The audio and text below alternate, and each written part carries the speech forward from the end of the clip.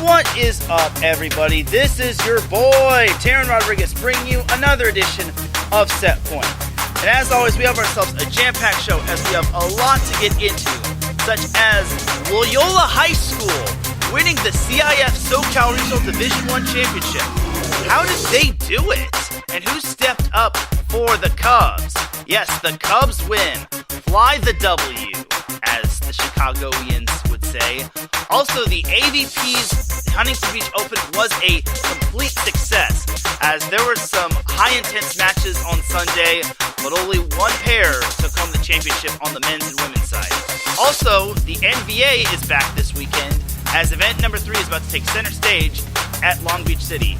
And we have some NCAA Beach Volleyball news, as Stein Metzger leaves UCLA as he goes to Texas. How big is that news? We also got some NCAA women's volleyball schedule breakdowns to go over. So hand me a volleyball. Set for them, because I'm about to serve you up some volleyball action here on Set Point. This is Teran Rodriguez bringing you another edition of Set Point here on IE Sports Radio, your direct feed for all that is sports.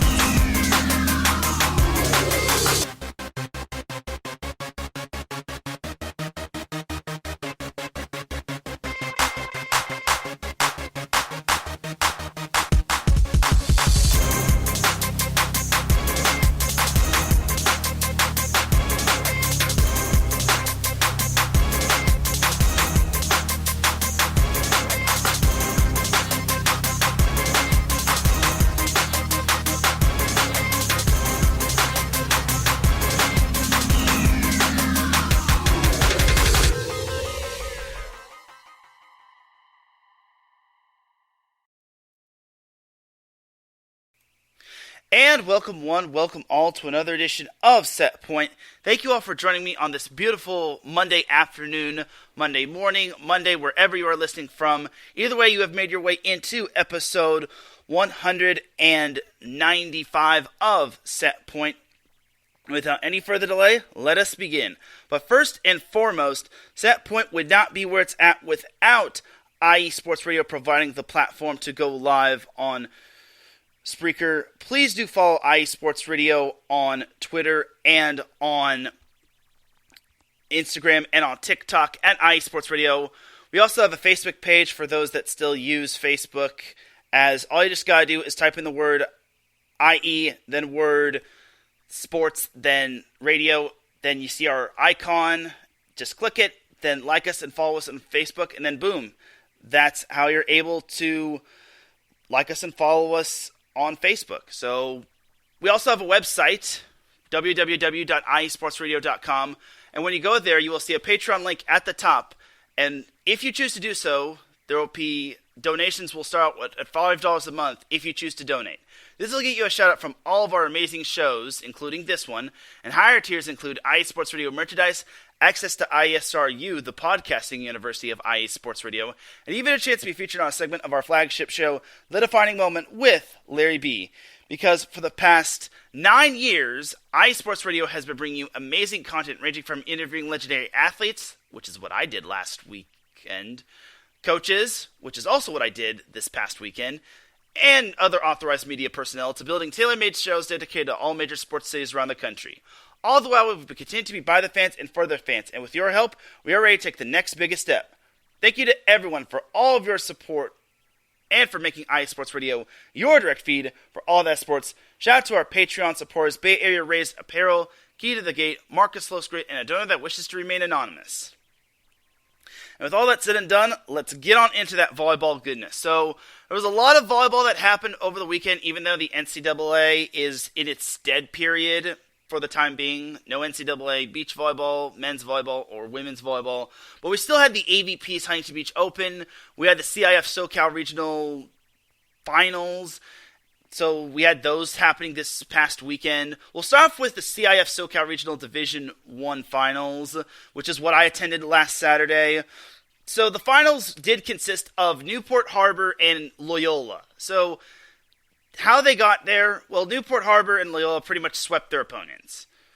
Newport Harbor swept Tesoro in the first round, which, no offense to Tesoro, because I've got some good buddies on that team in terms of the coaching staff, and I know some of the players, but it wasn't all that surprising. I mean, Tesoro is a good team, and unlike the previous time when the two teams played, Tesoro had their full roster. Nathan Draper was a key factor in terms of being at full strength, but unfortunately, it wasn't that big of a key piece. He didn't truly make the big impact. Like, having him did help in terms of offensive firepower, but it truly was not a true difference maker. It wasn't all that big of a difference. And even some of the Tesoro parents that talked to me afterwards saying Newport Harbor brought so much firepower. And then after that matchup, Newport Harbor defeated Cathedral Catholic in the semifinals. Now, Cathedral Catholic was a pretty darn good team. Cathedral Catholic, I didn't even know they were that good. They actually have quite the tall team on their hands, as they have two really tall boys on their team, Matthew Enos, and I want to say the other guy's name is Ryan Enos. One of them is 6'9", and the other is 7'1", which is just mind-blowing if you ask me. It's so mind-boggling if you ask me, as Ryan is the 6'9" middle blocker and opposite, while Matthew is the 7'1" middle blocker and opposite. The crazy thing is that they're both juniors, so they'll be back, and Cathedral Catholic has a bunch of other players returning. They only have, it looks like they have 3 seniors on their team in Charlie Ledford, David Carruthers, and Jonathan Hoyles, or Johnny Hoyles. So Cathedral Catholic's going to be set for next season. The problem is for Cathedral Catholic, that 7'1" middle blocker that I mentioned, Matthew Enos, he did not play, as it looked like he had a knee injury based on his crutches, based on him having like a cast-like thing over his knee. So it was either an ACL tear or a knee injury of some sort. Either way, not having him just was big for Cathedral Catholic, as that took away a lot of height. Early on, Cathedral Catholic actually led 15-12, and their coach was actually joking around. He was like, take a picture of the score, because I want to say I don't think, and this is no offense to him, he didn't really have expectations of winning this game. I will give his team a lot of credit for beating Mira Costa in the first round of the CIF SoCal Regional Division I playoffs. And I will also give Cathedral Catholic a whole lot of credit for beating Torrey Pines in the CIF San Diego section finals, open division finals. I didn't really talk about the San Diego section just because I didn't want to get too much into high school volleyball, just because I don't necessarily cover that a whole lot. For purposes of the show, I kind of want to just lean toward more into the aspects of NCAA, professional, and whatnot, but I digress. Anyway, so for this matchup, after that little bit of a rocky start, Newport Harbor kind of got it together, and then they eventually took that first set, and they eventually just cruised to victory. It wasn't the cleanest victory, but it wasn't the dirtiest victory. So as for Loyola, they swept Scripps Ranch in the first round, but Loyola was the 3 seed, so we all have to understand that Loyola had to go on the road to play Corona Del Mar. But the problem was for Corona Del Mar is they actually did not have one of their better players at full strength. So George Bruning, who is bound for UC Santa Barbara, 6'9" opposite, he, I guess, hurt his foot in either practice or he tweaked it in like the match against Newport Harbor in the CIF Southern Section Division I final the previous weekend, and he was not at full strength. He sat the first round against Upland, and then he actually played in the first set. He was actually a game-time decision, as their Corona Del Mar's assistant coach, Sam Stafford, pretty much told me the 411 saying the MRIs are going to basically base on if he's going to play on Thursday or not. And I was basically thinking, if George doesn't play, CDM probably has like no chance, because they need most of their top guys at a good amount of strength. So in the match against Loyola, Loyola took the first set against Corona Del Mar 25-21, and it was at that point after the first set where George Bruning unfortunately did not see the rest of the court, as that foot injury just kept getting worse and worse for him. But in the second set, Corona Del Mar actually had their chances of winning that set, but sadly they just could not take advantage of that second set as Loyola won the second set 27-25. Then they just they led pretty much from start to finish as they won the third set 25-19, and they advanced to the CIF Southern Section, or the CIF SoCal Regional Division I Finals, and they earned a little bit of revenge against Corona Del Mar after the Sea Kings beat the Cubs in the CIF Southern Section Division I semifinals, or in pool play. So as for Saturday's match between Newport Harbor and Loyola, so this one actually was a noon start time. So 12 p.m. start time and Pacific time for those that are on the East Coast or in Hawaii time. So originally the start time was supposed to be at 6 p.m., but since Newport Harbor has prom, they have to move it to noon just because prom is more important. So for me, early on in this match, Loyola actually came to play. They were blocking practically everything Newport Harbor was throwing at them, and honestly, their lineup was practically impressive. They actually have some really talented guys, and I didn't even know they had some guys on. They have some dudes on their team. Like, everyone looks at this team and thinks Sean Kelly, Sean Kelly, Sean Kelly, Sean Kelly. Well, they actually have some other good dudes on this team, like Lucas Anderson, Blake Fallbush. He's only a freshman. Apparently, he just turned 15 before this week or before that match. So that's prior to that. So that's crazy right there. So for Loyola, they just came out swinging, no pun intended, and they really put Newport Harbor on their heels. I just don't understand how Newport Harbor just played not like themselves. I give Loyola a lot of credit, though. They gave Sean Kelly the ball, they let Sean cook, and they just served tough. They were blocking really well. Everyone thought that Loyola was going to be taking a step back, but honestly, they were just as good with Sean Kelly and a few of their other players.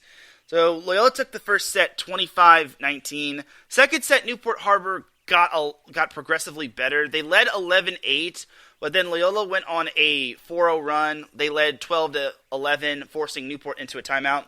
One player who I thought was vastly underrated in this match was Grant Stewart-Wald, the libero. I think he has a bright future in volleyball. I hope he plays volleyball. If he does, awesome. I haven't really followed Loyola a whole lot in terms of their season. All I know is that they just crushed their Mission League, and they've been number one in the nation for a good portion of the season ever since they beat Newport Harbor. But going back to set number 2, Newport Harbor and Loyola were practically neck and neck. It was 18-18. Sean Kelly has a ball that gets hit long, but it was ruled that there was a touch call, and every Newport Harbor student or fan was practically irate. Now, I don't feel bad for the students just because all the students were practically, I won't get into it, but I think everyone knows how we feel about the students, but I digress. But that actually made the score 19-18 in favor of Loyola instead of 19-18 in favor of Newport Harbor. That was kind of big right there, and everyone needs to realize that referees are human too. They can't make the perfect calls. And eventually, Loyola went up 21-18. Newport Harbor did do a good job of staying within reach of Loyola. They got within one as, surprisingly enough, a back row attack from Sean Kelly actually was hit long. It looked like it hit one of the Newport Harbor players on the jersey, but unfortunately, the refs ruled no touch. Both the down ref and the up ref. And it's like, okay, well, I guess that makes up for the other call. And this time, the Loyola parents were pretty, I wouldn't say irate, but they were just puzzled. And even I saw there was a touch. I'm like, okay, I guess that makes up for the previous call. So eventually, Loyola took the second set 25-22. And I'm just thinking, well, Newport Harbor is going to need to pull off some of that comeback magic. Otherwise, this is going to be quite the loss for them. There was no comeback magic, as Loyola jumped out to a 7-2 lead. Again, they were just serving tough. Sean Kelly served tough. Lucas Anderson served tough. Blake Fallbush served tough. Everyone was serving tough. even their serving sub, Dustin Steinbeck, was serving pretty tough as well. And eventually, Loyola took that fourth set 25-18 and the match, and the celebration was on for Loyola as they won their 5th CIF SoCal Regional Division I championship. I want to say it's their 5th overall and not their 5th Division I championship. But regardless, Loyola won their 5th CIF SoCal Regional Championship as they defeated Newport Harbor on the road. And that's kind of been the house of horrors for Loyola. They have struggled to beat Newport Harbor in the postseason the past, I want to say it's like ever since 2018. They lost to Newport Harbor in the SoCal Regional playoffs. They lost to Newport Harbor in the Southern Section playoffs and the regional playoffs. They lost to Newport Harbor in the Southern Section semifinals. Last year they lost to them. So they snapped a 6-match losing streak in the postseason. So for Loyola to win on the road against Newport Harbor was pretty darn impressive. So good job to Loyola. I really thought that Michael Boehle really prepared his guys for this match very well. I unfortunately did not get all of the stats for the Cubs and for the Sailors, but I can confirm that Sean Kelly had 22 kills. He had 8 kills in set 1. So Sean Kelly just was a man on a mission, and boy howdy, they were just absolutely amazing. And for Sean Kelly, he's only a junior. That's the scary thing about Loyola's team. They will have him back next year. I will also say this: Loyola does lose a good portion of their team, as they lose Lucas Anderson, Grant Stewarwald, Jack Furring, who I got to see go in and out. Spencer Graves, he's actually committed to UCLA. I didn't even know that. He's a senior, so they lose him to graduation as well. Dustin Steinbeck, their serving specialist, they lose him to graduation. So they lose 9 seniors to graduation. But I honestly think that Loyola is going to rebuild instead of reload, or reload instead of rebuild. So I don't think Loyola will be in any terms of like rebuilding, especially with Sean Kelly back in the fold. I really think that it's going to be a great year for Loyola next year. And they have Parker Schloss returning at setter as well. He even had some one-handed assists as well. And I will also say this: Loyola just had some great digs in that match. Loyola just really performed well. They really kept the ball alive, and I have to tip my hat to Loyola. They just looked like themselves.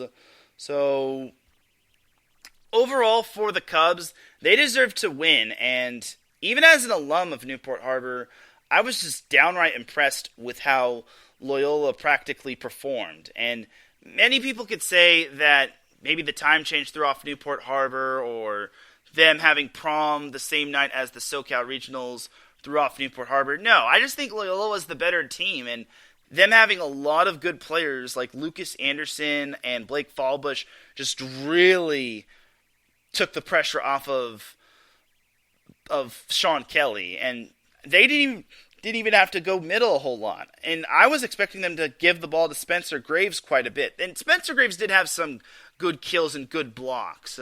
There's a reason why he's going to UCLA, not just because he's from the LA area in terms of going to Loyola, but I digress. But overall for Loyola, they put on a great show, and I was very impressed by them.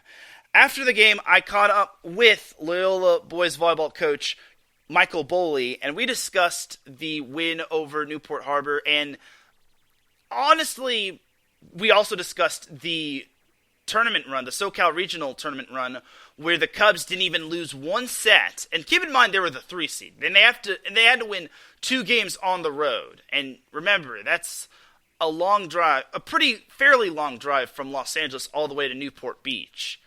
So here's my post-game interview with Michael Boehle, Loyola boys volleyball head coach.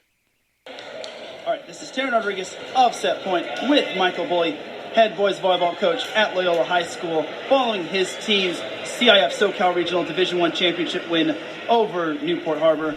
All right, Coach Boehle, your team picked up the win over Newport Harbor, as this was a big week for your team winning the championship. what can you say about your team's performance this week? Teran, just so proud. Losing in the semifinals to a very good CDM team that we had beaten earlier, and to come back and do what they did these last 3 matches and to sweep all 3 unbelievable teams in the state regional was a huge feat. I didn't know what to expect from some of these guys. It's tough. They were on a really long winning streak when that loss took place, and I don't think they knew what was coming.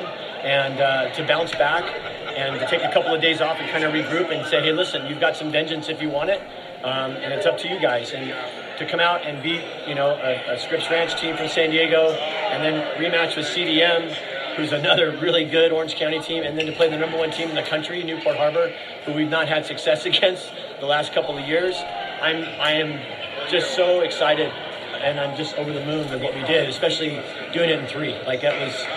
Our boys played unbelievable, and I was just so proud of them. Sean Kelly obviously was phenomenal, but you also had some other great, phenomenal players like Blake Anderson or Blake Falvers. Lucas Anderson, yeah, Blake Falvers, yeah, sorry. That's okay. Yeah. Tell me about some of those other unsung heroes of your team. So it's, you look at our team and you go, you've got Sean Kelly, but, we have more than that. We've got guys that contribute. They've contributed all year. Blake Falvers stepped up for us mid-year as a freshman and came in and did just a stellar job of balancing our passing and our backcourt defense. And then, so much attention is brought on Sean that it opens up so many of our hitters. And we have a real good ball control team. So if we're passing and we're in system, we have 4 options at all times. And Blake showed tonight what he could do, and I was really proud of the way he handled himself. He just turned 15 years old. So it's pretty impressive to see what he did against a really good Newport Harbor team. Coach, thank you for your time. You're welcome. Hope to see you on the show pretty soon. Love it. And congratulations on your win. Thank you. And hope to see you next season. Thank you very much. I appreciate it. So that was my post-game interview with Michael Boehle, head boys volleyball coach at Loyola High School. As you heard, or as you probably saw on Twitter, I had a little bit of a blip. I was blanking on the last name of Blake Fallbush, and I kind of got his last name mixed up with Lucas Anderson's. So that was my bad on that. Again, when I don't get the immediate post-game interview, or when I don't have my notes on hand, it just kind of makes it tough for me. So you'll see if you saw on my Twitter feed, there was another blip I had in terms of an oopsie moment. But for Newport Harbor, I'll just say this about them. This one loss does not define them as a team. I thought they had a fantastic season. They finished the year 36-3. Now, 36 wins is a lot of wins, and that's a lot of volleyball they've played. So it's a lot of stress and mental toughness on the athletes. So for them to basically just have an off game, it's natural. And these are teenagers we're talking about. This isn't like the NBA or the NVA or NCAA where we're expecting greatness out of these players night in and night out. So obviously it wasn't Newport Harbor's day, and they just ran into a sizzling hot Loyola team. And I will also say this about Newport Harbor. For them to win the CIF Southern Section Championship, it's just amazing. It's so tough to repeat as Southern Section champions, and to do it against your rival Corona Del Mar is just phenomenal. I didn't even know Loyola had such a great senior class, a big senior class at that. They had 9 seniors, which is almost the same amount as what Newport Harbor had. They have 10 seniors, but back to the Sailors, again, they had their usual suspects as Luca Kirchi and Jake Reed led the way. I didn't get their official numbers in terms of their kill numbers and dig numbers, but I'm sure they did all that they could to try to will Newport Harbor to victory. Unfortunately, they just could not get that big hit against Loyola. But again, you have to give credit to the Cubs. They as you heard from Michael Boehle, they took a few days off, and he told his team, you have a chance for revenge. And when you get a chance at revenge, this is your second chance. And the SoCal, that's the beauty of the SoCal Regionals. Sometimes teams just say, oh, SoCal Regionals. It's not an actual state playoffs. But some of these teams say, oh, SoCal Regionals. We get one more week. We got to work our tails off. Maybe get another chance at being the so-called national champions according to USA Today / AVCA / Max Prep / whatever. But all in all, for Loyola, they were very hungry for this win, and honestly, they really wanted it. And that's nothing bad to say about Newport Harbor. 2 of their 3 losses this year were against Loyola, and that was in the best 3 out of 5 format. Their other loss came in the best 2 out of 3 format in a tournament. So, to conclude this little segment, I actually caught up with Princeton-bound junior Sean Kelly, who had a phenomenal night, or phenomenal day. He had 22 kills, like I said, 8 kills in the first set, and he was just straight up amazing. So here is my post-game interview with Sean Kelly, the Princeton-bound junior, who's probably going to have a phenomenal senior year. Oh. Sorry. All right, this is Teran Rodriguez of Set Point with Sean Kelly, captain of the Loyola High School boys volleyball team, following his team's 3-set win over Newport Harbor in the CIF SoCal Regional Division I Championship. All right, Sean, following the graduation of the living legend Dylan Klein, what were the expectations going into this season, and how were you all able to exceed those expectations and just end it all off with a win on this big stage? To be honest, I don't think people expected us to be this good. Like, going into the year, people didn't expect us to even make the finals or the playoffs. They thought there'd be a big drop because Dylan left, all the seniors left. But within our team, we had huge expectations of winning both. And unfortunately, we lost CIF, but this maybe national championship definitely makes up for it. And then last year, you did not play in this game, as you unfortunately had to play and win a gold medal with the U.S., I think, U19 team or U17 team. How did it feel playing in this game, in this gymnasium, and having your peers cheer you on? It felt amazing. I was super sad that I couldn't go last year. I had to, bargain it out and make a choice and go to USA. But this year was just a great environment. The fans here were pretty rowdy. But, our people came to watch, and it was just amazing. Everyone supported, and our team was just amazing. It's been quite a season and year for you, as you also committed to Princeton, and you also will be seeing a bunch of other Loyola players, such as your boy Ryan Venna. What's it going to be like reuniting with him and a few other Loyola players? That's going to be super fun. That's one of my reasons for going there. Just the culture with a bunch of ex-Loyola players is going to be awesome, and I really love it there and can't wait. Sean, congratulations on your win. Good luck the rest of the way, and see you next season. Thank you. So that was my post-game interview with Sean Kelly, the Princeton-bound junior of Loyola High School and team captain of the boys volleyball team. So for Sean Kelly, he is a fantastic player, and Sam Schweisty is getting a great talent in him in 2 more years. Sean Kelly obviously has his senior year to deal with for next year, and who knows, maybe Loyola will be winning a Southern Section Championship. Now, the SoCal Regional Championship is probably a bigger kahuna than the Southern Section Championship, but I think until CIF gets an actual state playoffs, I think most people are going to aren't really going to ultimately take the SoCal Regionals all that seriously. That's just my take. I would like to see CIF have an actual state championship for boys volleyball like they do for girls volleyball, but there just aren't enough teams. And then there would just be if they were to add more teams and then add more brackets, then that would just be a complete mess. And then that would just add more weeks into the boys volleyball season, which would mean that they'd have to have Santiago Canyon College as a possible neutral site for the game instead of having home sites as for the championship match and whatnot. So, all in all, for the whole championship aspect thing, I think for all teams, I think SoCal Regionals should still be taken seriously. It's kind of like the high school football season. It's like how much sports is too much sports, or how much of a season is too much of a season. And I think a SoCal Regional Championship is just fine. I just think that most teams should maybe just take it seriously and whatnot. I'm not saying that Newport Harbor wasn't taking it seriously or any other team wasn't taking it seriously, but I think this is, if you want more hardware for your school, then this is basically your second chance, and Loyola took that second chance, and they ran with it. So I think for Loyola, jumping back to looking ahead to next year, I think the Cubs, like I said, they're going to be set for next year. They've got their setter for next year. They've got Blake Fallbush returning.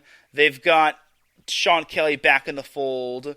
Their only question mark is probably going to be who's going to replace the middle blockers, Jack Furring and Spencer Graves.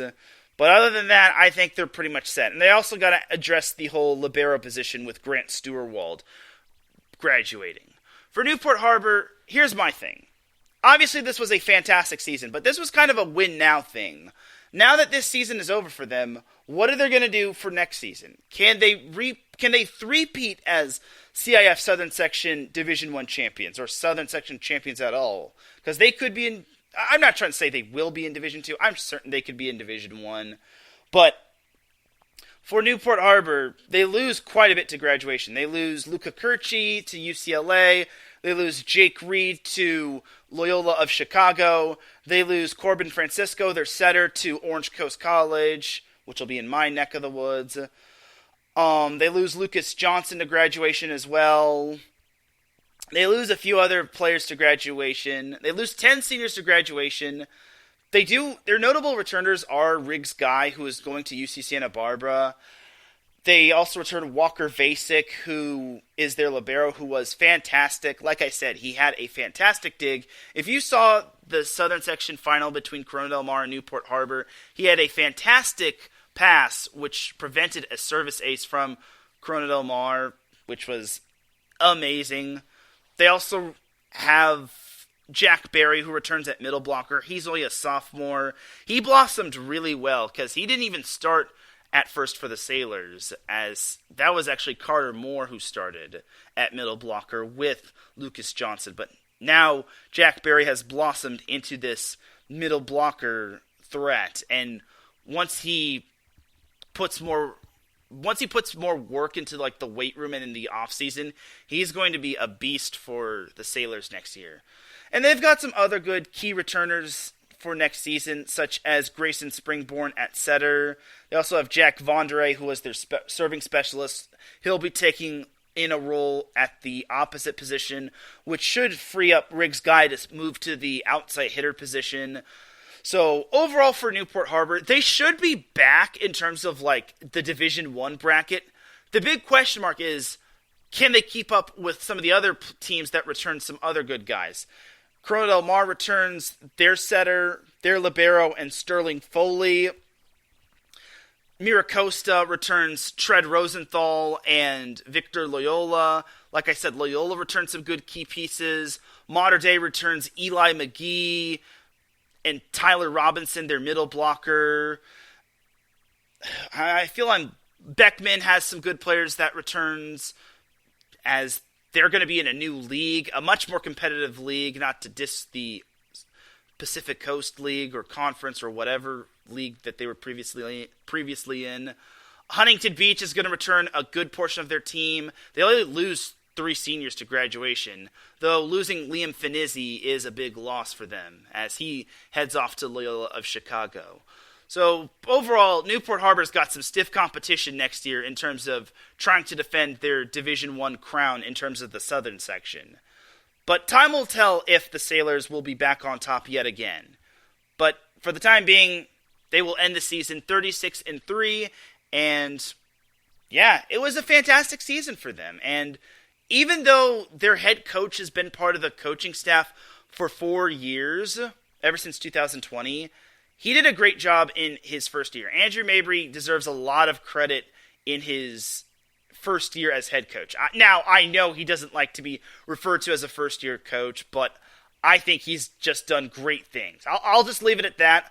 Andrew Mabry has done great things for the program, not just on the boys' side, but for the girls' side at Newport Harbor, and he's going to continue to do great things. And I think that Newport Harbor hit a home run when it came to hiring him as an assistant coach early on, and then having him take the reins as the head coach was just a great idea. It turned out to be $1 million idea, and it showed on the boys' season this year. All right, but that's going to do it for some high school boys volleyball talk. Overall, it was kind of enjoyable discussing some high school boys volleyball, and for those that liked this whole high school boys volleyball shindig, just let me know, and maybe I'll discuss more of it going forward. The reason I'm talking about it is because there's no NCAA volleyball, and, well, Newport Harbor, being in my neck of the woods, was the number one team in the nation. But we'll see who is the number one team in the nation at the end of everything. I mean, the AVCA is probably going to release the high school coaches polls by the time this recording is going on, or as of this recording is going on. We might as well just check right now, as it hasn't been released. But all in all, yeah, that's pretty much that for high school boys volleyball. They haven't released the whatchamacallits, the new AVCA coaches poll, and I'm pretty sure, or the AVCA / USA Today high school boys volleyball coaches poll, and I wouldn't be surprised if, like, Moana Lua is now the new number one, or whoever is like behind Newport Harbor is now the new number one. So I don't know. Like, I'm not involved in that whole little thing. Like, but it is what it is. We shall see. As I guess I'll go over the previous the USA Today high school boys volleyball number one. So Clovis East was number two, which was right behind them. So I guess we might as well just check on if they won their little CIF state thingy-majig. Because if they wound up winning, then they are pretty much the national champion. And they did. Clovis East is now probably going to be the number one team in the nation, even though they lost to Newport Harbor twice in the Best of the West tournament. It's going to be a numbers game, but honestly, I think based on Newport Harbor losing to Loyola, Clovis East is probably going to be number one. That is going to be my guess, and I'm not a part of the AVCA committee, and I don't do those type of things, or I'm not part of the USA Today sort of thing. But I am predicting that Clovis East is going to be the new number one, and they're probably going to be the national champion. So we'll see what happens. All right, but that's that for high school boys volleyball officially. Let's jump to some AVP action, as the Huntington Beach Open took place last weekend, as it took place from Thursday all the way through Sunday. So I've been mistaking the AVP all this time, as the qualifiers actually play on Thursday. Then they try to get into Friday's action, which is the main draw, and then they look to try to advance through into the tournament, which is actually some tough tamales. So one pair that actually played in the qualifiers was Maddie Anderson and Molly Turner, which they eventually advanced to the main draw. They did get ousted by Sarah Hughes and Kelly Chang, but for Maddie Anderson and Molly Turner, they actually made their way through the contenders bracket, and they held their own quite nicely. So when you lose on day one of the main draw, you get sent into the contenders bracket, which is on Saturday. So basically your day ends on Friday, and you get moved into the contenders bracket. It depends on when you lose. So if you lose on Friday in the first match, then you get put into the early contenders bracket matches. But if you win your first match, but then lose your second match, you then basically get into the second match of the contenders bracket. It's a whole lot of confusing numbers and a whole lot of everything. I was confused at first, so this is why the AVP has a website. So that's why you got to follow it. But for Maddie Anderson and Molly Turner, they actually advanced quite well through the contenders bracket. They beat Corinne Quiggle and Maddie Schermerhorn in the first round, as they took them down in a competitive three set match. Sarah Schermerhorn. So Corinne Quiggle and Sarah Schermerhorn, or as their fans call them, Quigglehorn. That is quite the impressive team name. Anyway, so Maddie Maddie Anderson and Molly Turner advanced as they then took down Haley Harward and Kelly Kolinsky in the second round of the contenders bracket. Then, following that matchup, they took down Zana Muno and Deanna Kraft in the third round of the contenders bracket. And they advanced to the fifth place match, which, if they won, they advanced to the semifinals, which would be back into the main draw. But if they lost, then they basically they would basically finish the tournament fifth. They had to take on a very talented Betsy Flint and Julia Scholes pair, and they wound up losing in 2 sets. So, unfortunately, the team of destiny, Maddie Anderson and Molly Turner, ended the tournament in 5th place. But that is quite impressive. To go from Thursday all the way to Sunday is just very impressive. So, it is just very impressive and just outstanding that they just lasted that long. I don't think anyone had that on their bingo card.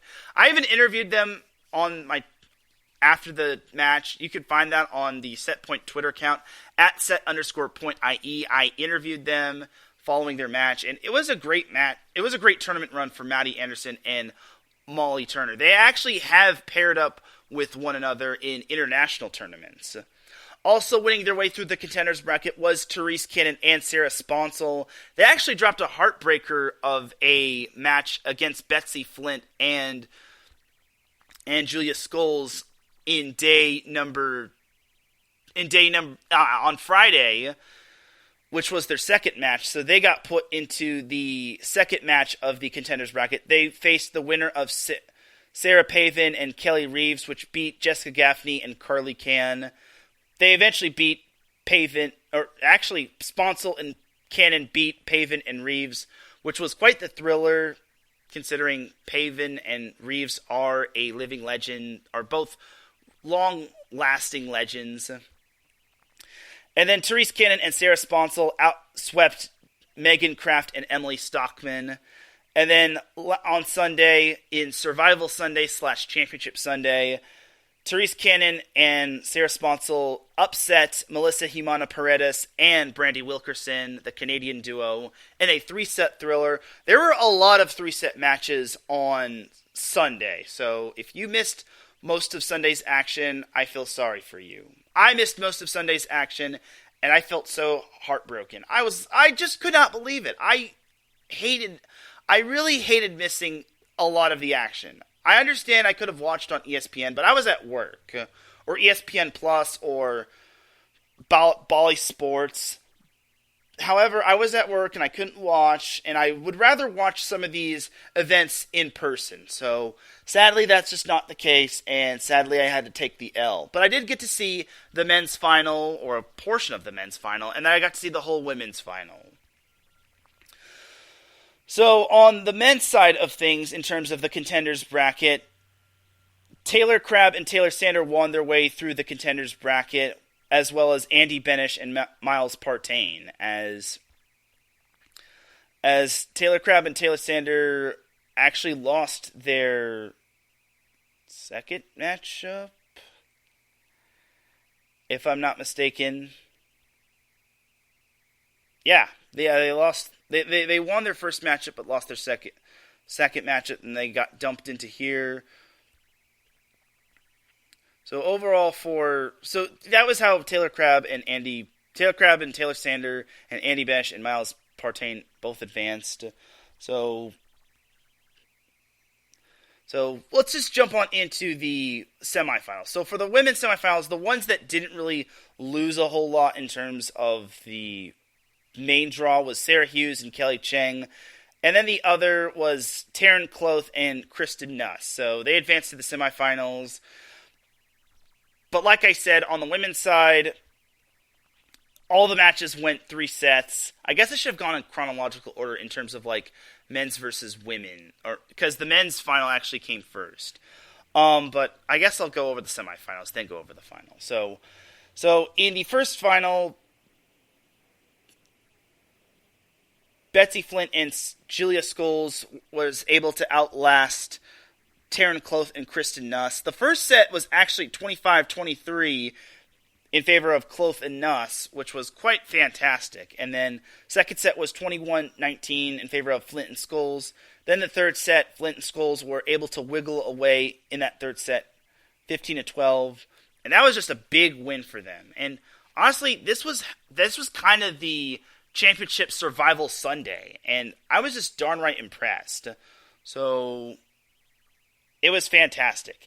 Now, the other semifinal did not disappoint as well, as Sarah Hughes and Kelly Cheng took on Therese Cannon and Sarah Sponsel. A lot of USC alums in this semifinal, with the only non-USC alum being Sarah Sponsel, who was a UCLA alum.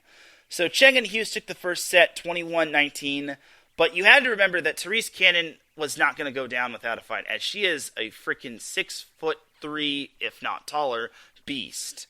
As Sponsel and Cannon took the second set 21-17. Now the third set went longer than the first and second set, and this is why I really want to go into this to day number 3. Unfortunately, I couldn't because I had to work. But in set number 3, it just went farther than the 15-point mark. It even went farther than 21 points. But in the end, Sarah Hughes served up a walk-off service ace, and Sarah Hughes and Kelly Cheng wound up winning set 3, 23-21, advancing to the Huntington Beach Open final. And man, everyone was basically just rooting for Sarah Hughes and Kelly Cheng. Probably because Hughes is from Huntington Beach, and they have their own fan section. But honestly, they won the tournament last year, so I was just downright impressed that we had a final go that long, in a third set, mind you. So, just incredible right there. So, the women's final consisted of Sarah Hughes and Kelly Cheng taking on Julia Scholes and Betsy Flint. A lot of USC alums, once again, with Betsy Flint being the LMU alum, being the non-USC alum. That was in it. So, in terms of the men's final consisted of Tri Bourne and Kame Schulk taking on Taylor Sander and Taylor Crabb, and Theo Brunner and Trevor Crabb taking on Miles Partain and Andy Benish. Brunner and Trevor Crabb won their way through the main draw, and then Tri Bourne and Kame Schulk won their way through the main draw. Just like the women's semifinals, the men's semifinals were all decided in 3 sets. So this was a tournament that you did not want to miss. And sadly, I had to miss it. So, in the first semifinal, Andy Benish and Miles Partain won the first set 21-16. I thought we were going to get a crab boiler in the final, but it was quite the opposite. Second set, Trevor Crabb and Theo Brunner won that second set 21-14. But then in the third set, quite a battle to the finish. But in the end, Benish and Partain won that third set 15-13, advancing to the final. And in the other semifinal, we had Tri Bourne and Kame Schulk taking the first set off of Taylor Crabb and Taylor Sander, 24-22. It was the same score in the second set, except Taylor Crabb and Taylor Sander, or as I call them, Team Taylor, took the second set in that set. And then the third set, Tri Bourne and Kame Schulk just basically had the lead early on and did not relinquish it, as they took that third set 15-10. As they advanced to the men's Huntington Beach Open final. So the men's final consisted of Tri Bourne and Kame Schulk, the top seed, taking on Andy Benish and Miles Partain, which had to win their way through the contenders bracket. So the first set, a set that I missed, Tri Bourne and Kame Schulk took that set 22-20. So I heard that this was a heated set, which saw a lot of chirping between the two teams, and I was even told that Tri Bourne was even chirping at Andy Benish. But in the second set, Andy Benish and Miles Partain just laid down the wood on Bourne and Schulk as they took that second set 21-11. Then the third set, Partain and Benish jumped out to a 4-1 lead, and it eventually held up. It looked like Bourne and Schulk were going to come back as they got within one at 11-10, but then I think it was Benish had a kill to put his pair up 12-10, and then Benish had a service ace to put his pair up 13-10, and eventually they wound up winning off of a kill from the right side. I want to say it was from Partain. Either way, they wound up winning set 3, 15-12, as they stunned the number 1 overall seed, which was quite impressive. So overall for Kame and Schalk, it was just a tough way to end the Huntington Beach Open. But for Benish and Partain, they win their first tournament, AVP tournament of the season, which is quite phenomenal. So good on them for that. On to the women's final, as the women's final consisted of Sarah Hughes and Kelly Cheng taking on Betsy Flint and Julia Scholes. Now, the first set, it was quite tight at the beginning, but then Kelly Cheng and Sarah Hughes just managed to stack the points to the point where Scholes and Flint just could not keep up. Eventually, Cheng and Hughes took the first set 21-18. Then the second set, Scholes and Flint took charge. They led by as many as 8. They led 12-4. And there was this one Julia Scholes fan who was saying, this one is going to go 3. And I'm thinking, I hope he's right. I hope he doesn't jinx it like I did when it came to Haley Harward and Kelly Kalinsky wanting to go 3 with Maddie Anderson and Molly Turner. Well, that would have been the case for any other pair, but unfortunately, Julia Scholes and Betsy Flint were facing a very talented pair in the reigning Huntington Beach Open champion in Sarah Hughes and Kelly Cheng, as they eventually went on a 5-0 run, and that run just kept stacking and stacking, and they eventually kept getting closer and closer, got within 1 at 17-16, and eventually they took the lead at 19-18, and they eventually wound up winning the second set 21-18 and the match. Now, the final point was a little controversial, as there was one, it looked like he was a beach volleyball player. I didn't really get his name, but it looked like he was a beach volleyball player. He said that there was a touch off of Kelly Cheng's block after Julia Scholes tried to put down a surprise kill. I actually have the film on that, but that is so tough to determine. This is why there kind of needs to be a challenge system, but you can't really complain about it. Remember, referees are humans too. They sometimes miss calls and whatnot. So it was a tough one for Betsy Flint and Julia Scholes losing in the finals. But honestly, they had a great tournament run, and it was great meeting Betsy Flint. She is just phenomenal, as well as seeing Julia Scholes again. And it was great, interviewing some of these volleyball players and athletes. I even got to see some NVA players. I got to see Uchenna Ofoa and Connor Hanks of their respective teams. Ofoa of the San Diego Wild and Hanks of the whatchamacallit, of the Florida Southern Exposure. I almost called them Southern Exposure, but it's Florida Southern Exposure. But I digress. So I got to see those guys. I got to see Catherine Plummer of the national team, the U.S. national team. I really wanted to interview more of these players and get them nationally spotlighted, or truly introduce myself and get myself more out there. But there was just not enough time for me. And I wish I could have interviewed more of these players, but unfortunately, time did not permit for me. It did not permit for the players because they needed to get treatment and they needed to get food and whatnot. So overall, I just feel I left a lot of meat on the bone, but I loved this tournament, and I feel I got to meet more people, and I also got to meet the MC, or the PA announcer. At first, I didn't know his last name, but Mark Schuerman, that's his name. And I even told him, and he even said over the PA, he said, "It is Set Point." And I said, "That's the name of my volleyball podcast." And he's like, "Oh, really? That's really cool. I like that." So it was a very enjoyable experience at the AVP's Huntington Beach Open. And I can't wait to attend another AVP tournament. The problem is, the next AVP tournament that I'm probably going to attend is the Laguna Beach Open, which is not for another, we're in the month of May, and November's not until is not for another, 6-ish months?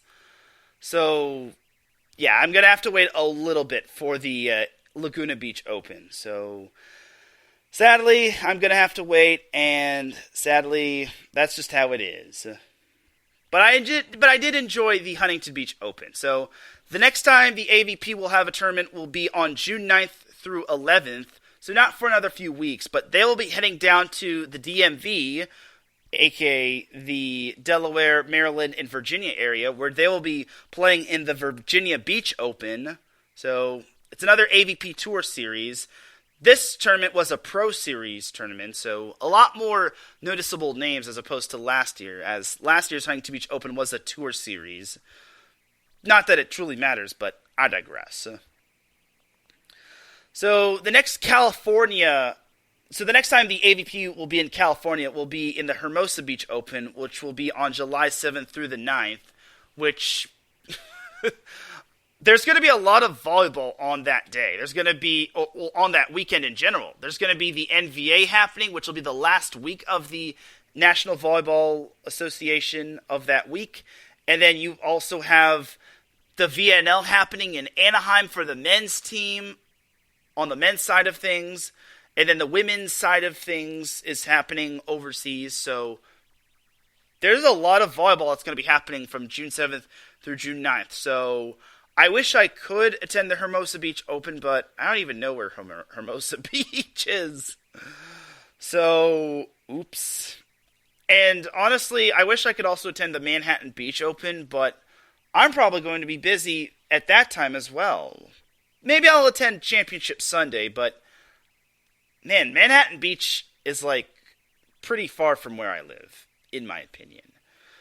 Anyway, so we did find out when the AVP Championships are going to be at, as they announced that it's going to be a 2-day event, and it's going to be on September 22nd and September 23rd, which is going to be good, which is good because we finally get a exact date. However, we don't know where it's going to be at, so it could be any place. It could be in Phoenix, Arizona, like it was last year. It could be it could even be in Newport Beach.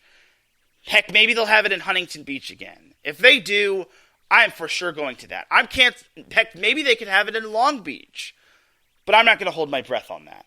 Anyway, so the Laguna Beach Open is actually the last AVP tournament of the AVP season, and that's going to be on October 13th through the 15th.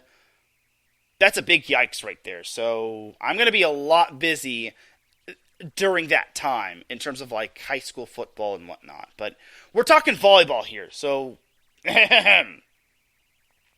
anyway, so we'll see what happens. But I can't wait for that AVP tournament, and I'm excited for it.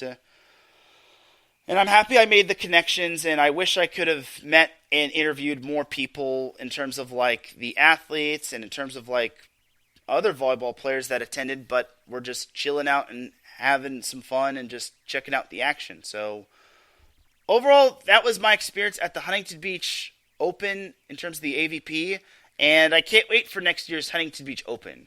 Next year, I'm going to clear all my plans and make sure I don't have any obligations, and I could attend the Huntington Beach Open, meet all these athletes, and then basically tell them more about Set Point, maybe get them on the show, then just make more connections and do everything I can to help grow the AVP and to help grow Set Point. All right, so that is that for the AVP portion of this show. We'll take ourselves a quick little commercial break. When we come back, we've got some NCAA women's volleyball schedules to go over. Then we've got some NCAA beach volleyball news, and finally, to close out the show, we've got the NVA to preview. So keep it locked here. You are listening to Set Point here on IE Sports Radio, your direct feed for all that sports. We'll be right back after this.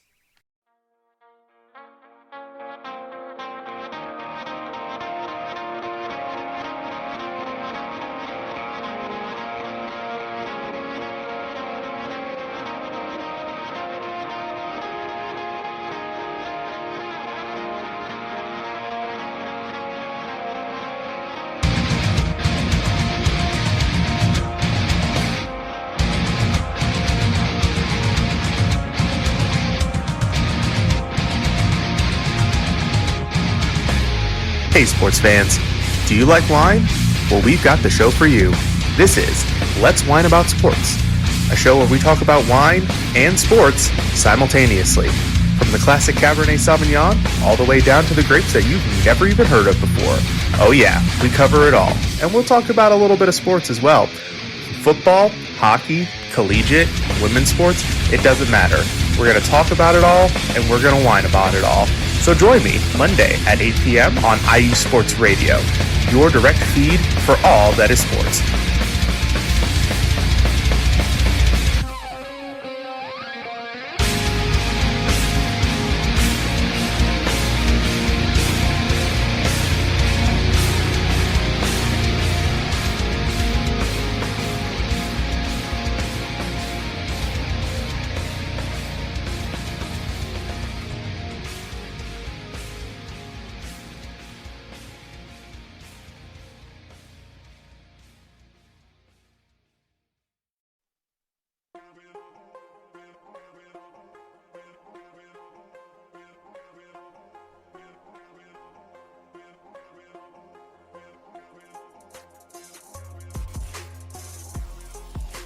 Hello, ladies and sinners. Hello, sports fans around the world.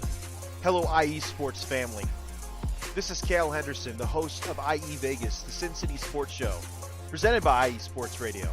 If you folks are interested in sports in the Vegas area, if you're wanting to have a blast for 1 hour, every Tuesday night from 7 p.m. Pacific Standard Time to 8 p.m. Pacific Standard Time, this is a show built for the Vegas sports fans, where we feature the Las Vegas Raiders, the Las Vegas Golden Knights, the Las Vegas Aces, and the University of Las Vegas, Nevada Rebels. Hopefully, fingers crossed, MLB team coming soon. Either way, if you folks are looking to have a blast for 1 hour each and every week, tune in Tuesday, 7 p.m. Pacific Standard Time to 8 p.m. Pacific Standard Time. If you folks are interested in Vegas sports news, go to our Twitter, at SinCities_IESR, and you can speak with me, the host, Cale Henderson, at Cale_Henderson on Twitter, at any time. Be happy to reply. Always willing to reach out to our fans. Again, the Sin City Sports Show, presented by IE Sports Radio, your direct feed for all that is sports.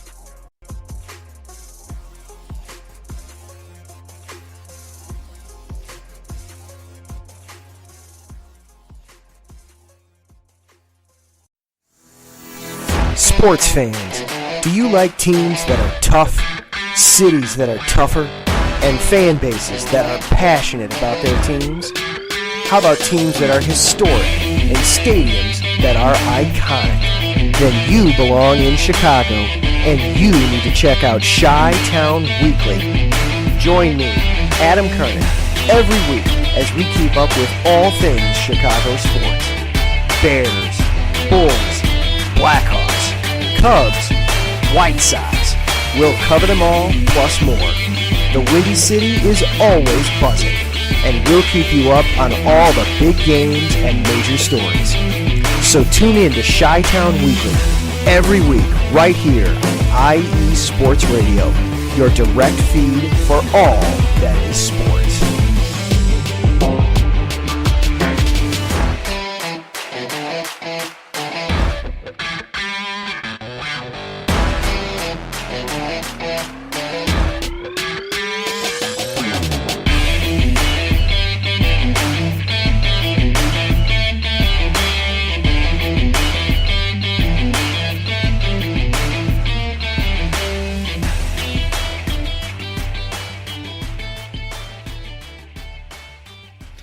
With segment number 2 of Set Point here on IE Sports Radio, your direct feed for all that sports. Definitely check out all of our amazing shows, such as Let's Whine About DMV Sports with Mike Pat, Sin City Sports with Cale Henderson, and Chi-Town Weekly with Adam Karnik, which goes on later today. Normally, I would be following Adam Karnik, but due to me having a banquet later on today, he will be going on later, and I am going on earlier, so there's that right there. Also, next week, I will not be having Set Point on Monday, as the NVA is going to be going from Saturday through Monday. So there's that right there. So don't expect Set Point to be going live on Monday unless you want me to do a show at like 7 a.m., which is doubtful. Expect a show probably maybe Tuesday, Wednesday maybe. Like, it's going to be pretty tough for me to have a show, a set show. But we'll see what happens with my outside schedule and the schedule following Monday. So it's a time will tell schedule. But second half of the show is underway. So let's go over some NCAA women's volleyball schedules. So we had two noticeable schedules that were released last week. So we'll start off with Western Kentucky. They released their schedule last week. They will start off on August 17th against Kentucky in an exhibition match, which should be quite fun. And then on August 25th, which is less than 100 days away, by the way, we are now, as of this recording, we are now 194 days away from the NCAA women's volleyball season in 2023. But to start the season, Western Kentucky kicks off its season against Marquette. Now, they're already kicking off the season with a big-time opponent, and they're kicking off the season in big-time fashion at Dayton. So, for Western Kentucky, that's a big-time opponent in facing Marquette, which made it all the way to the Sweet 16, which is quite big right there. Like, that's already a big-time opponent, so I'm impressed. That's a good schedule, and sometimes Western Kentucky gets flack for not scheduling tough, so I give them a lot of credit for going right out the gate and scheduling pretty tough. Though their exhibition matches against Kentucky, which is nowhere near tough to begin with anyway. And it's going to be on a Thursday, by the way. So if you're thinking that their exhibition match is on a Friday or a Saturday, you're out of luck. Anyway, so Western Kentucky kicks off the season against Marquette in the Dayton Invitational. Then later that day, they face the host Dayton. And then on Saturday, they place Drake in the Dayton Invitational to close that out. Then on Tuesday, they play Belmont University, which, that's a random game on a Tuesday. Belmont? Interesting. Alrighty. They're playing Belmont University in the EAD Diddle Arena, which is probably where they play. Anyway, then they've got the Penn State Invitational, which they start off by playing Colgate on Friday, September 1st. And also later that day, they play host Penn State. Now, that's a big jump right there. That's also another good opponent right there. And I'm glad Western Kentucky is scheduling tough because, again, Western Kentucky gets so much flack from everybody saying Western Kentucky doesn't schedule tough, and then it shows when it comes to the NCAA tournament or their conference tournament. Yeah. Well, there you go. Penn State right off the bat, which made the Sweet 16, and then Marquette, which made the Sweet 16. So, you Western Kentucky haters could shut up. Anyway, to close out the Penn State Invitational, they play James Madison. Then in the Holiday Inn University Plaza, they play Troy University at home, which is probably the Holiday Inn University Plaza Invitational is probably a fancy way of saying their own tournament. And then later that day, following the Troy matchup, they play Arkansas. Now that should be a good matchup. Arkansas is well coached, and they have a pretty darn good team. Now, depending on who they return is going to depend on how great they can be.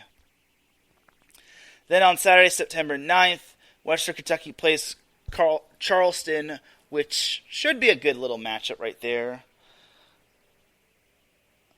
And then on Tuesday, Western Kentucky plays Austin Peay in Clarksville, Tennessee. So they're playing at Austin Peay. Then they play in the Western Kentucky Volleyball Invitational. So they've got two home tournaments. So they've got this fancy schmancy Holiday Inn tournament, and then they've got this other Western Kentucky Invitational. So the Western Kentucky Volleyball Invitational consists of Ball State, where they play on September 15th, and then after that they play East Tennessee State, and then on Saturday, they host Western Michigan.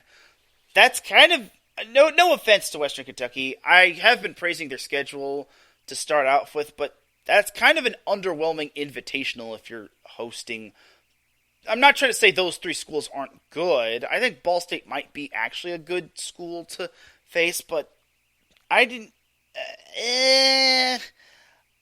Maybe they had a few teams that dropped out. Maybe they just couldn't find any other teams. I don't know. Maybe it was just a panic schedule. I don't know why Western Kentucky schedules Western Michigan and East Tennessee State. I'm not Western Kentucky's coach. Anyway, they then kick off Conference USA play against UTEP on Friday and Saturday, September 22nd and 23rd. Then they hit the road to Lynchburg, Virginia to play Liberty on October 3rd and 4th, which is a Tuesday and a Wednesday. Then they have Jacksonville State on October 7th and 8th, which is a Saturday and a Sunday. Then this is a new addition to their conference, the Conference USA. They play New Mexico State at Las Cruces, New Mexico on October 13th and 14th, a Friday and a Saturday. Then they host Sam Houston State on October 20th and 21st, a Friday and a Saturday. Then they also host Louisiana Tech, they hit the road to Louisiana Tech on October 27th and 28th. And then they host FIU on November 3rd and 4th. And then they hit the road to Tennessee to take on Middle Tennessee on November 9th and 10th. They're probably not playing on November 10th and 11th because of Veterans Day and recognizing that. And then they play in the Conference USA tournament from November 17th through November 19th. Now you're probably wondering where in the world is Rice? So I guess Rice is no longer in the Conference USA, and they have moved to a different conference, which is quite stunning. I did not know that Rice even moved conferences. So this is going to feel weird not seeing Rice in the Conference USA. And I think I think Rice and Western Kentucky should have had a contract to still play one another. I like that rivalry, and without it, it just feels empty. And also, who's going to really challenge Western Kentucky in the Conference USA now? Because the only team that really challenged Western Kentucky in the Conference USA was that said team in Rice. So I'm a little baffled by who is going to really challenge them in conference play and in that conference tournament. But time will tell, I guess. We'll see what happens. But overall, I guess it's a decent tournament. I guess maybe Western Kentucky could have scheduled a little bit tougher. But I still like the whole Marquette and Penn State scheduling. And then I guess I also like them playing Ball State. I guess that's pretty decent, but we'll see what happens going forward. So another big-time schedule actually was released this past week, and this one actually was a huge one, being the one against Texas A&M Corpus Christi. Or, I'm sorry, not Texas A&M Corpus Christi, the University of Texas, as that's actually going to be their first opponent in their exhibition match in Texas A&M Corpus Christi, which will be on Friday, August 18th. So you all got to remember that Texas is the reigning NCAA champion in terms of NCAA women's volleyball. Then on Friday, August 25th, they kick off the season in Long Beach, California, as they play Loyola Marymount. So right off the bat, they're heading down to Long Beach, of all places, to play Loyola Marymount. Then on Saturday, August 26th, they play host Long Beach State, which I could already see the Pyramid being jam-packed. And I'm for sure attending that match. There's no doubt in my mind. And I already mentioned this I already leaked this last week when someone told me, when one of the Long Beach State volleyball players told me that they're playing Texas. And then I eventually got their non-conference schedule and whatnot, so there was that as well. Anyway, so Texas is playing at Long Beach State on August 26th. Then on August 30th, they hit the road yet again, which they play Minnesota on a Wednesday. That's kind of interesting. They play Minnesota on a Wednesday. But that should be a good matchup. Taylor Landfair of Minnesota taking on the likes of Texas, which has a good portion of its team back. They get Asia O'Neal back from last year's team. I think Molly Phillips was on their spring roster, which that's always a good thing. So, and then they've got Emma Halter, who's taking over as the libero. So I really think that this Texas team is going... And then they've got Maddie Skinner returning. So Kiani Leakana is going to be returning, though we'll see what her position is going to be. Jenna Wenas is going to be playing her former team in Minnesota. That's something to keep an eye on. That's probably the biggest storyline right there. Jenna Wenas returns to Minnesota, and she plays her former team. So it's going to be fun. Before I continue on with the Texas women's volleyball schedule, I got to give a shout out to my boy Larry B in the chat room. He said I did a great job this weekend, man. Thanks, Larry B. Thanks, Larry. He's referring to the Huntington Beach Open and with the volleyball I pretty much covered all weekend. And he said that the Huntington Beach Open looked like a great tournament. Indeed it was. Also got to give a shout out to Patty Bax, who's listening, but not in the chat room. And then Mike Pat also popped into the chat room. He says he can't stick around because he was at work, but he knows he's doing his thing. And he said, have a great show. Appreciate you, Mike Pat. All right, back to the Texas women's volleyball schedule. So Jenna Wenas taking on her former team in Minnesota. That's going to be quite the storyline. And then after that, Texas plays Stanford at home in their home opener on September 3rd, which that's always a great matchup. And Stanford returns a majority of its players like Kendall Kipp and Katie Baird. And they've got a bunch of other good players like Sammy Francis coming in. And I'm blanking on the one girl that came from Marymount. It's been a while since I've seen a Stanford women's volleyball. Gosh dang it, man. But I'm probably blanking on her. But it'll probably come to me as the show progresses. But Stanford versus Texas is going to be quite phenomenal.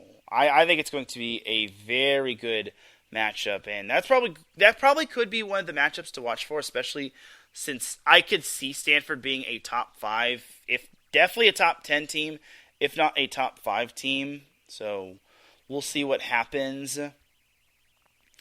So I can't wait to see what happens. Aaliyah Rubin, that's her name. Aaliyah Rubin. I should know her name because I cover high school volleyball in California. And then Annabelle Smith returns, like I said, and Sammy Francis is on their spring roster. So it's sure to be fun times for Stanford. All right, back to Texas.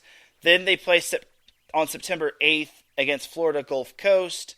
Then they have this weird Monday game against Rice. Now, Monday games are rather interesting if you ask me. But if you want my personal opinion, I'm sure Texas could handle Rice. But I think Rice is fairly good. They've got some good players, even though they lost a few to the transfer portal. So Texas versus Rice should be a sneaky good matchup. And, of course, they slapped that on Monday, September 11th, which is when I'm going to be doing set point. Gosh dang it. Then on September 14th, Texas will be hosting Ohio State. Then the day after, they will be hosting Washington State. And then after that, they actually kick off Big 12 play on September 22nd and 23rd against Oklahoma. Then on September 28th and 29th, a Thursday and a Friday, they host BYU. Yes, BYU is now in the Big 12, so get used to seeing that. I'm going to have to get some getting used to seeing that just because, well, I've always been so used to seeing them in the West Coast Conference. Now I'm going to have to get used to seeing them in the Big 12. But BYU is making moves. And then on October 5th and October 6th, Texas will be playing or hosting Kansas. So after they hit the road to Oklahoma, they host BYU and Kansas in the first two series. Then they host a new another new, they hit the road. Well, I use hit the road quite loosely just because they're still in the state of Texas, as they hit the road to take on a new Big 12 team as they play at Houston. So Houston got added to the Big 12, as Houston will be hosting Texas on October 13th and 14th, which is a Friday and a Saturday. Then on Wednesday, October 18th, TCU will be hosting Texas. And then on October 26th and 27th, a Thursday and a Friday, Texas will be hosting Baylor. So you're kind of noticing the pattern. Most of Texas's matches are going to be on back-to-back nights for the most part. But you're about to see that it's going to break off in a little bit. Then on November 2nd and November 3rd, Thursday, Friday, Texas hits the road to Morgantown to take on West Virginia. Then on November 8th, a Wednesday, Texas hits the road to Manhattan. No, not Manhattan Beach. No, not Manhattan in New York. Manhattan in Kansas State to take on Kansas State. Then on November 11th, which is a Saturday, they host Cincinnati, another newcomer in the Big 12. Then Texas hosts Iowa State, which is on November 15th, an originator. But that's an interesting game on a Wednesday. But on November 18th, a Saturday, Texas hits the road to play another newcomer in UCF. And then Texas closes out the Big 12 conference schedule, let alone their entire regular season, at home against Texas Tech. So there is that for Texas's schedule. Quite a number of matches. I'm going to need to get used to seeing a whole lot of these teams in different conferences, like UCF, Cincinnati, and Houston, and BYU. Like, it's going to take a whole lot of getting used to. And imagine what it's going to be like when I see UCLA and USC in the Big Ten. Whoo, Nelly.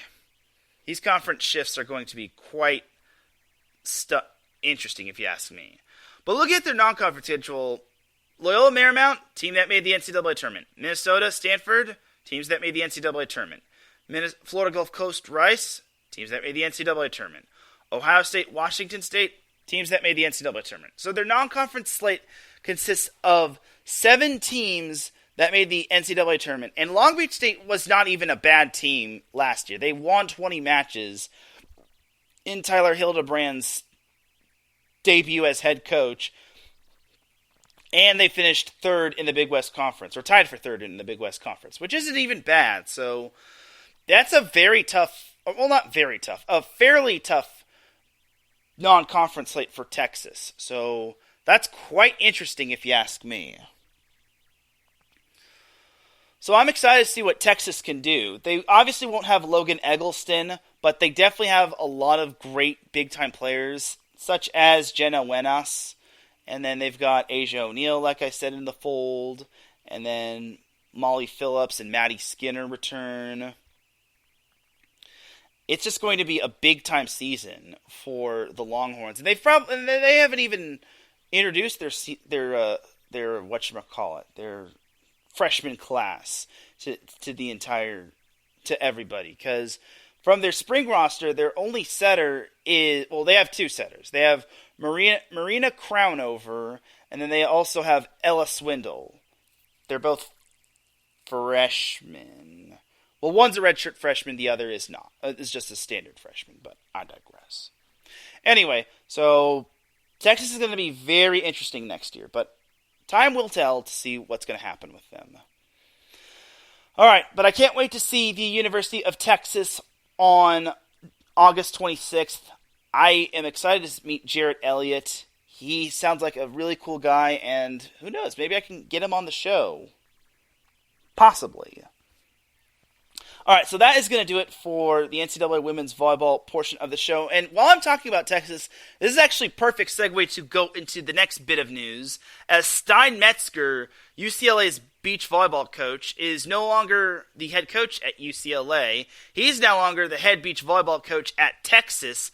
So this was was broken on last Tuesday, and I was very shocked by this news. I was like, whoa, I didn't even know about this.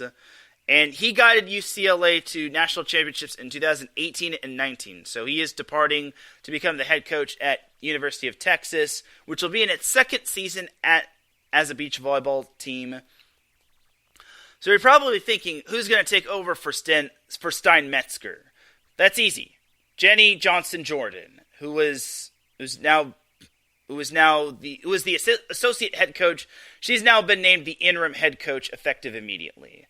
So Stein Metzger went a whopping 266-61 in his 11 seasons with UCLA, winning 3 Pac-12 championships in 2018, 21, and 23, and making all 7 NCAA championship tournaments. And he was hired as the first ever coach to build UCLA's beach volleyball program in the inaugural year in 2013, and then the year after, Johnson-Jordan was the assistant coach the following year. So it's big time news. For starters, it's big time news for Texas. They get a big time coach who, well, for starters, led UCLA to 2 national championships. And then also, it's just absolutely big. It's just huge for Texas because they're only in their second year and they're only going to continue to grow. And it's good that UCLA has a replacement for the time being. Now, is this going to be permanent? I don't know, but I think she'd be the perfect fit just because she's learned under Stein Metzger and she's been with the program ever since kind of from the beginning of time. So honestly, I think Texas struck gold with Stein Metzger, and I think it's going to be huge for the University of Texas going forward, just because this was only their first year. And let's just say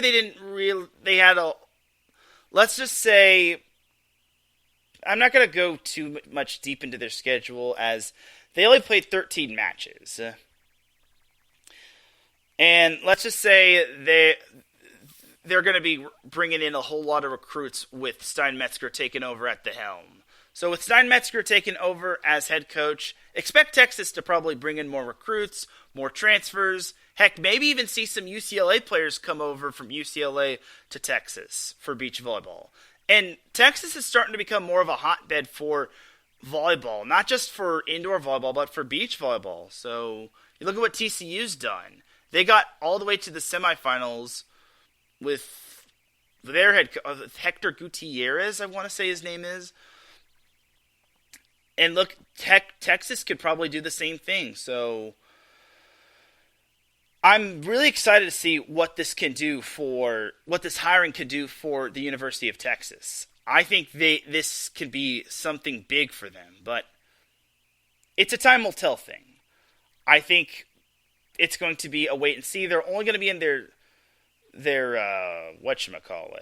second year as a beach volleyball program. So it's still a wait and see process.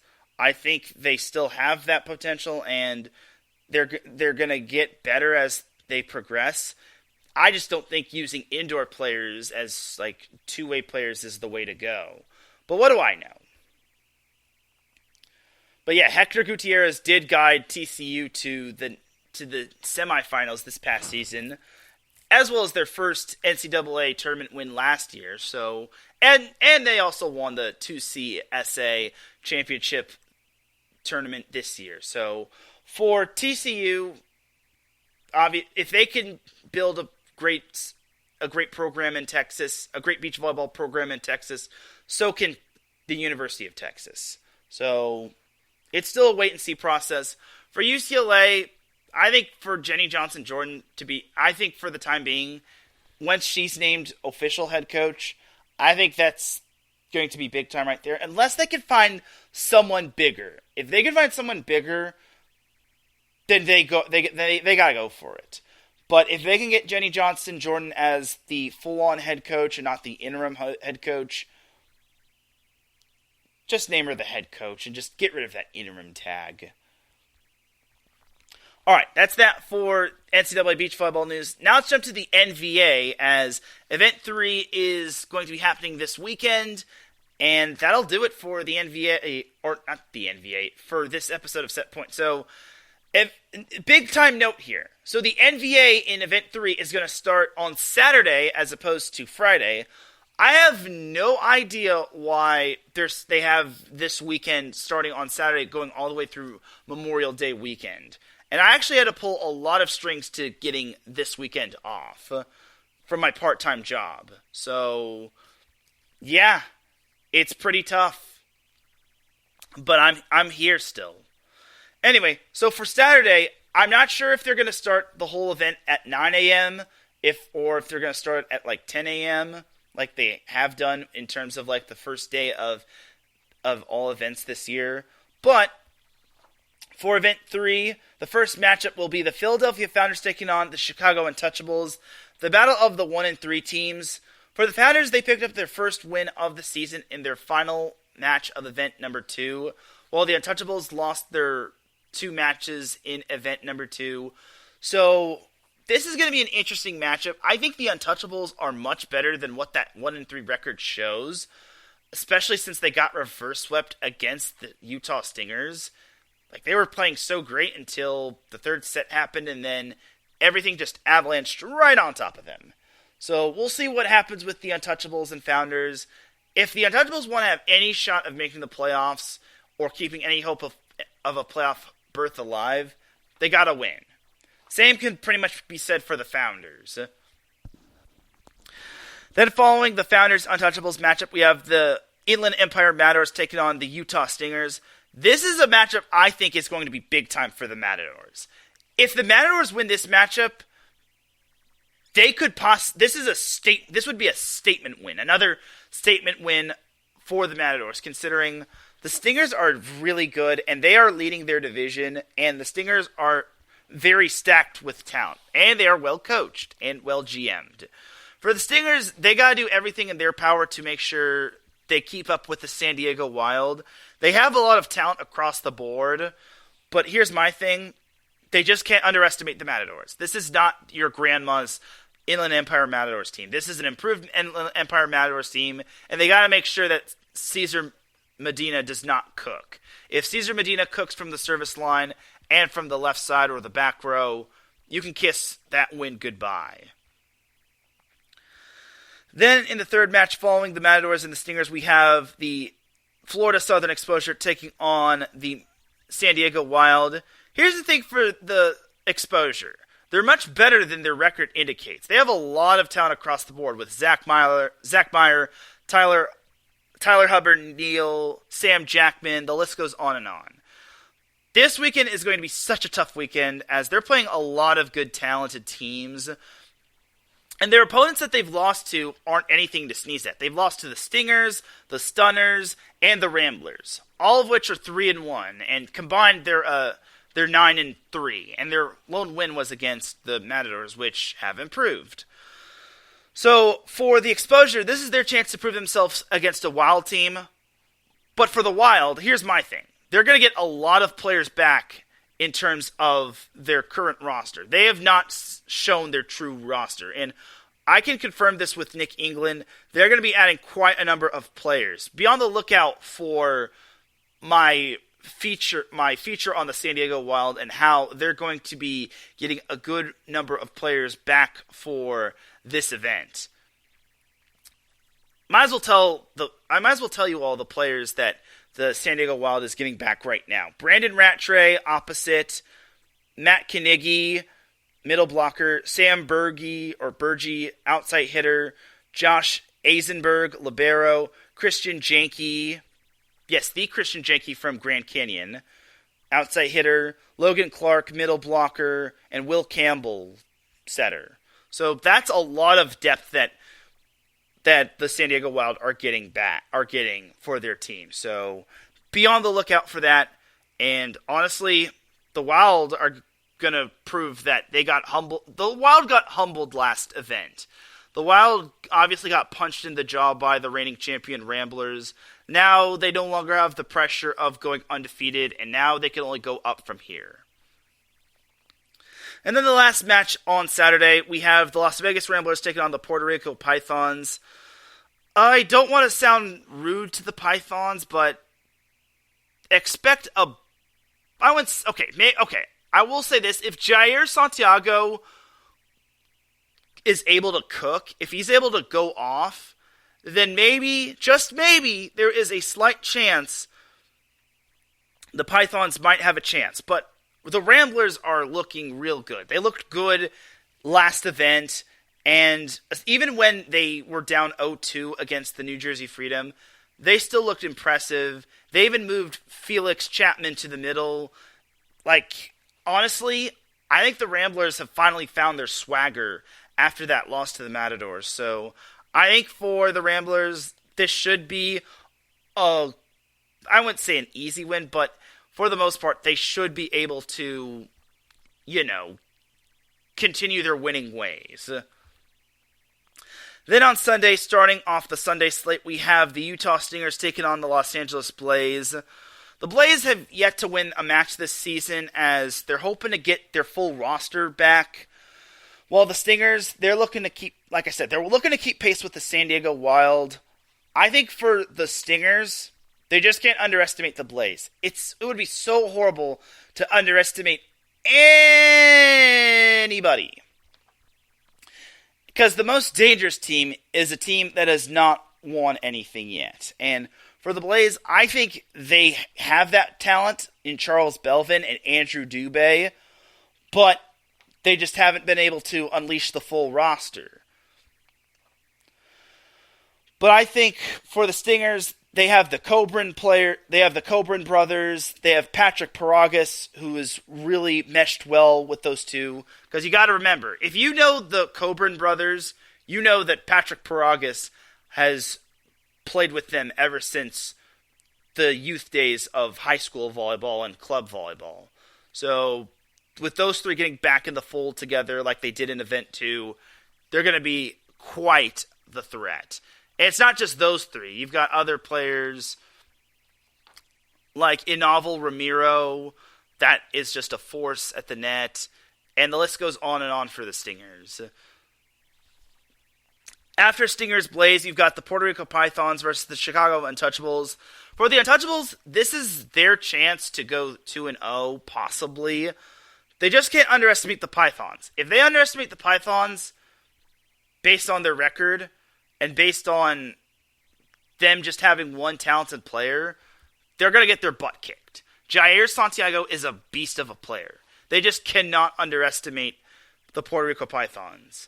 And for the Untouchables, like I said, if they want to have any hope of possibly keeping their playoff chances alive, I can already say this, I don't think they're going to catch up to the Tyrants. Even though the Tyrants have a tough slate this weekend, I don't see the Untouchables catching up to the Texas Tyrants. Now, a lot could happen from this event all the way to event number 5, but I just don't see the Untouchables being able to catch up to the Texas Tyrants, especially after what happened last week. But time will tell. But this is the Untouchables' best chance to pick up a win and to maybe get back to 500 if they play their cards right. And speak of the Tyrants, that's actually a perfect segue to go into the following matchup after Python's Untouchables. It is Freedom Tyrants. So the Tyrants will not have Gianluca Grosso as he is going to be playing overseas. I don't know the whereabouts of some of their other players, but for the New Jersey Freedom, here's my thing. They got punched in the mouth last week. They got reverse swept against the Las Vegas Ramblers. They have a chance to bounce back. For the Tyrants, they are going to be playing a lot of tough competition this week. They've got the New Jersey Freedom, and then they've got the San Diego Wild. Their first few opponents, I would say they haven't really gotten a whole lot of competition out of, but I will also say that it's not like the competition that they're going to be facing right now, because the Wild and the Freedom are a combined 6-1. Not trying to diss the other teams that the Tyrants have faced, but I will say this, the Tyrants are literally about to get challenged this week, and if they go 2-0 this weekend, then the Tyrants are for real.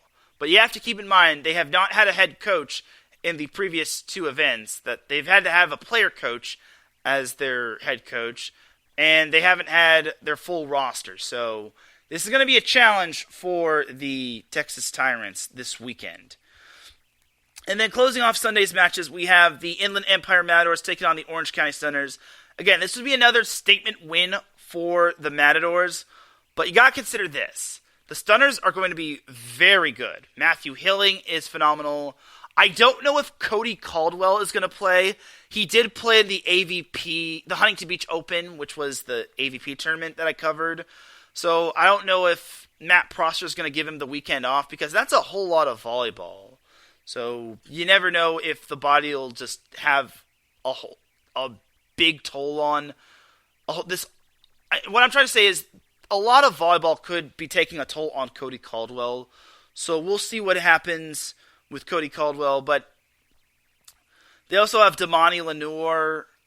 They also have a lot of their middles like Kevin Gear and Shane. Oh, God, I'm blank.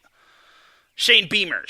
They're Shane Beamer at the middle blocker position, who also can get the kills for them.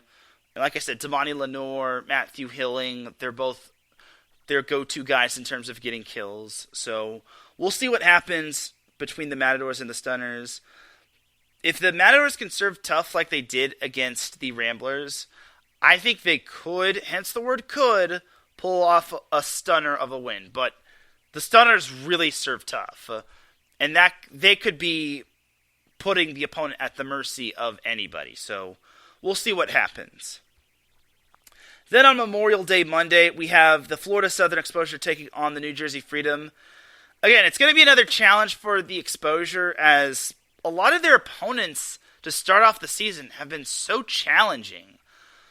But for the Freedom, it's going to be based on availability. If they can have all their best guys available for this event, I think they can, hence the word can, do some damage against the Exposure. And they could probably do some damage this weekend.